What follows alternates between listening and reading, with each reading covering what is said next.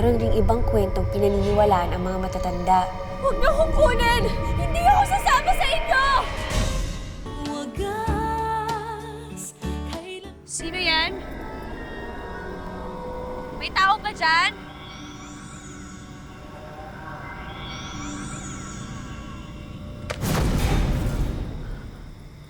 Anong ginagawa mo dito? Ang tagal mo naman magsara ng gate. Kanina pa kita inaantay. Oy, Dolores! Hindi ka na nagsalita. Halika na sa loob. At maaga pa tayong magigising bukas. Dali na.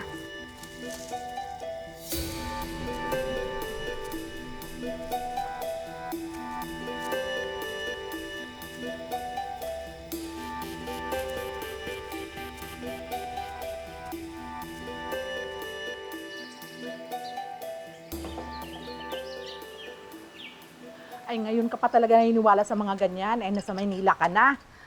Ay, sa probinsya lang uso yung mga ganyan. Ano ka ba? Manang, sigurado po ako eh. May nakita po ako bukod ho sa inyo. Parang may nakatirang ibang tao dito bukod sa atin. Dolores, paano magkakaroon? Eh, dadalawa lang tayo dito. Sa makalawa pa ang balik nila, ma'am. Eh, ikaw naman. Tinatakot mo lang ang sarili mo. Pati tuloy ako. Tumatayo ang balahibo ko sa'yo. Ay, ano ba yan? Ay, ito, mabuti pa dalhin mo na to sa labas. Ay, naku, para makapagmerienda na. Natak. Ay, naku, Diyos ko. Nananayo ang balahibo ko sa'yo, oh.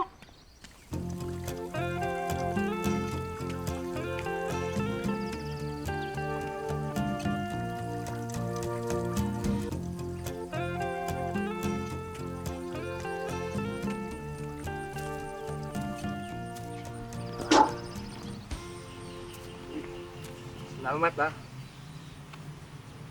Nahanap mo ba si Tata? Wala siya, may inasikaso lang, kaya ako na muna yung pumalit.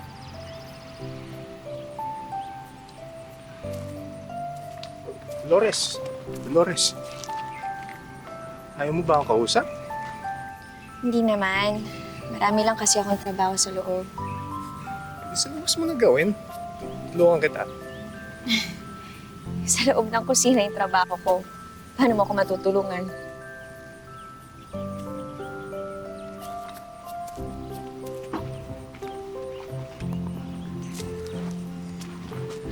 Dolores.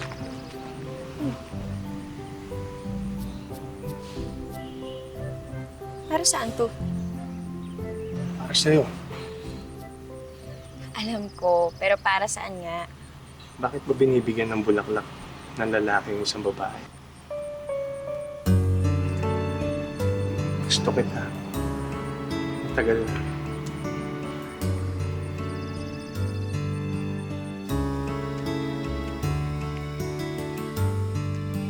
Uy, Dolores. Tulungan na kita dyan. Hindi, okay lang. Kaya ko. Sige, ako na lang. Ako na nga.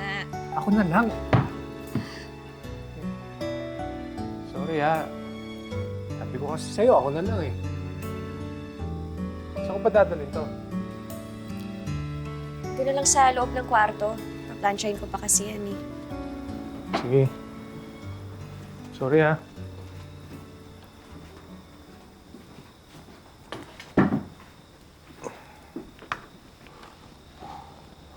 Kayo ba may ugnalang dalawa ni Fernando na yan? Hindi po. Magkaibigan lang po kami. Pero matagal na po siya nanliligaw. Sabi ko na nga ba eh. Doon din pupunta yung usapan natin to eh. Pero manang, syempre nasa akin pa rin po yung obligasyon. Alam ko naman po yun. Dolores, buhay mo yan. Labas na naman ako dyan eh. Saka nasa wasang gulang ka naman para magdesisyon sa sarili mo, di ba? Saka yung si Fernando na yan, eh, mabait na bata din yan. Bukod sa masipag pa. Yung sa akin lang, eh, huwag kayong padalos-dalos. Unahin muna ang isip bago ang puso.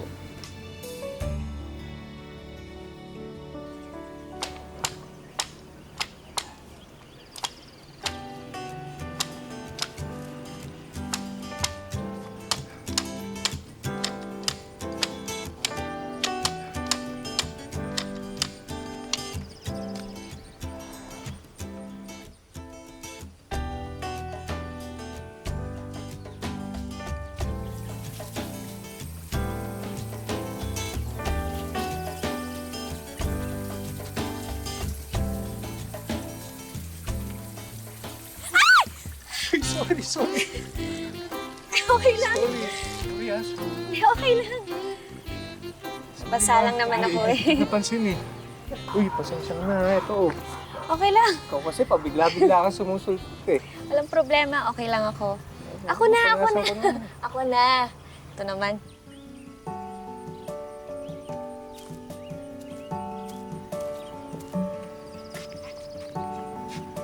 Uy, tigil-tigilan mo nga yung pagkuha ng bulaklak. Baka mamaya makita tayo ng mga amo natin. Okay lang, paisa-isa lang Papagalitan naman ka. eh. Hindi, okay lang sa kanya yun. Paisa-isa lang naman. Ito na. Ikaw, hindi ko makuha sa paisa-isang bulaklak. Nagpakahirap akong lumuwas ng Maynila, hindi lang para sa ganito, no? Alam mo, wala akong may papangako sa'yo. Kundi itong isang bulaklak lang na to. Alam mo na, mahirap lang kami, di ba? Ang tanging mapapangako ko lang sa'yo. Pagmamahal ko, hindi kita iiwan. Ito na mangyari.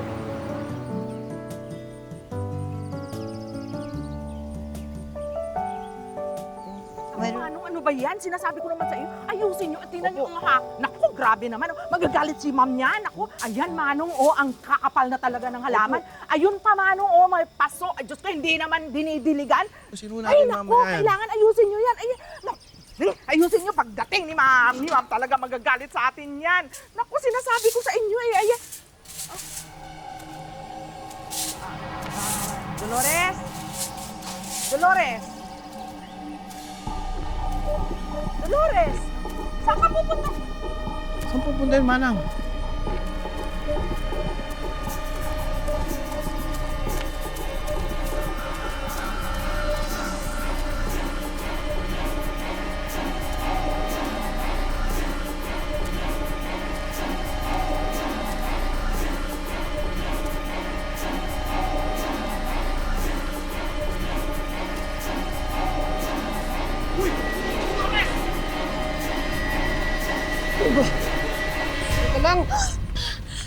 Uy ka lang!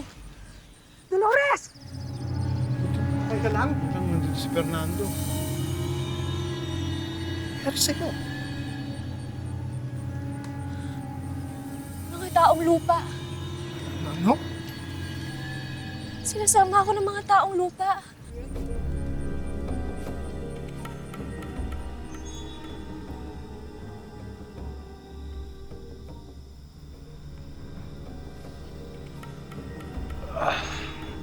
Uy!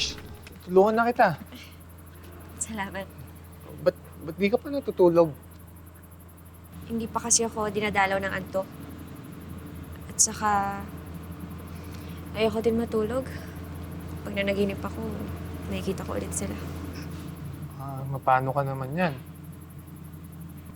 Kasalanan to ng Lola Victoria. Kung hindi sana siya nakipagkasundo sa mga yun, hindi sana ako sinisingit sa kasunduang yun.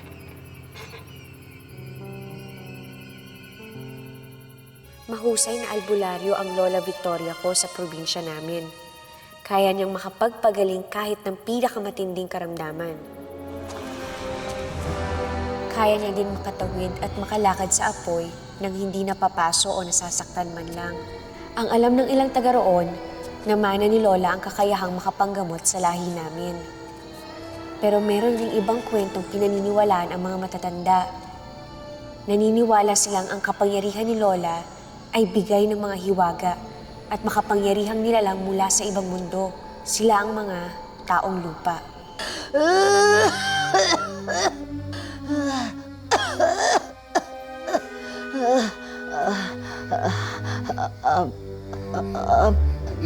Dolores, Apo,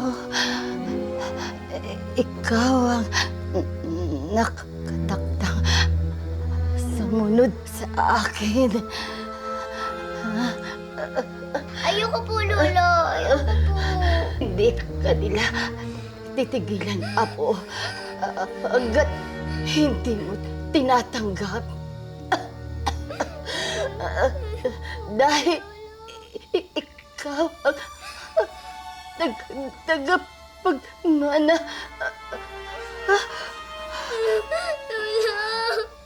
Lola! Lola! Pwede mo bagay ay may kapalit. Gaya ng pagkasunduan nila. Kailangan may sumunod. At kapag hindi natupad, kukunin ang mga taong lupa ang nakatakda. Ako yun. Pero tumanggi ako. Ayoko po! Ayoko po sumama sa iyo! Hindi ako nasama sa iyo! Hindi! Hindi po ako nasama!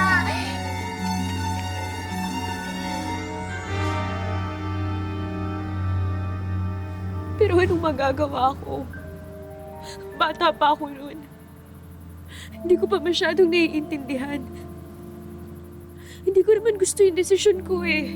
Pero hindi kaya ng konsensya ko na makita ang lola ko na naghihirap na tumawid sa kabilang buhay dahil sa hindi natupad na kasunduan. Ang masakit nito, ako yung nahihirapan. Para akong sinumpa na walang kalaban-laban. Dolores, huwag mong isipin yan. Hindi ka sinumpa. Dolores, mahal na mahal kita. Kung gusto mo magsama tayo, kalimutan natin yung nakaraan.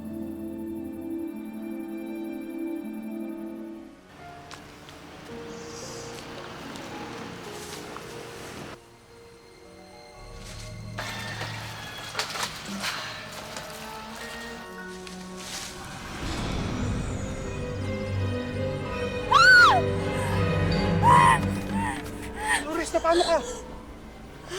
Sinusundo nila ako! Nagbalik sila! Huwag ka matakot. Dito lang ako. Hindi kita papabayaan.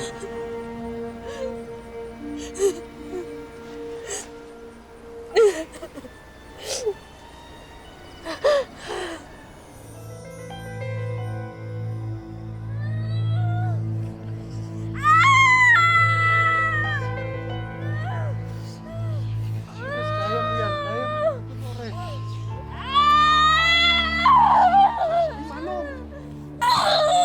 Matindi ang nilalang na tumutulig sa atin.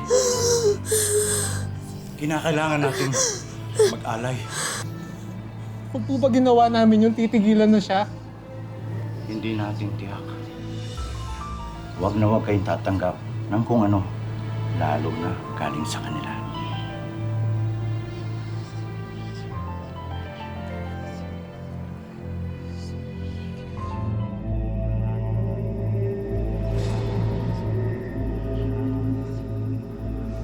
Sana po huwag niyo nang gampalain yung asawa ko. Para matahimik na po siya.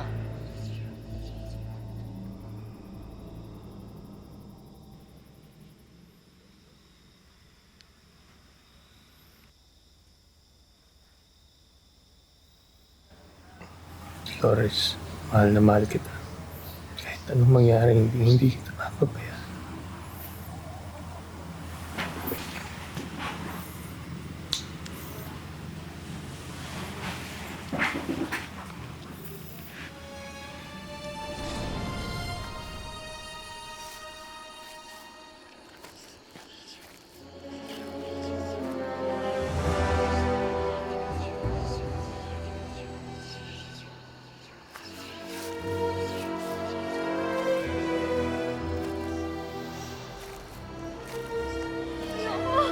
Ayoko sumama sa inyo! Bitiwan niyo ako! Bitiwan niyo ako! Wag! Ayoko! Dolores! Huwag na kunin yung kaluluwa ko! Dolores! Wag! Dolores! Bitiwan niyo ako! Ayoko sa inyo! Dolores, Ayoko ano sa nangyari inyo! sa'yo? Bitiwan niyo ako! Ayoko sa inyo! Dolores, babalik ako ha! Bigay ang kaluluwa ko! Ayoko sa inyo! Bitiwan niyo! Ayoko! Ayoko!